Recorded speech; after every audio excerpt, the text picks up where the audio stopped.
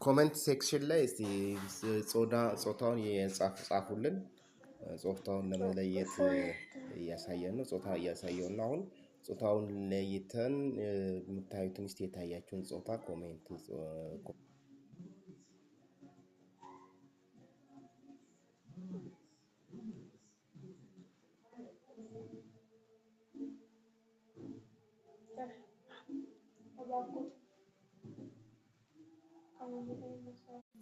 ኮሜንት ሴክሽን ላይ እስቲ ጾታውን የጻፉልን ጾታውን ለመለየት እያሳየን ነው። ጾታ እያሳየው ነው። አሁን ጾታውን ለይተን የምታዩትን እስቲ የታያችሁን ጾታ ኮሜንት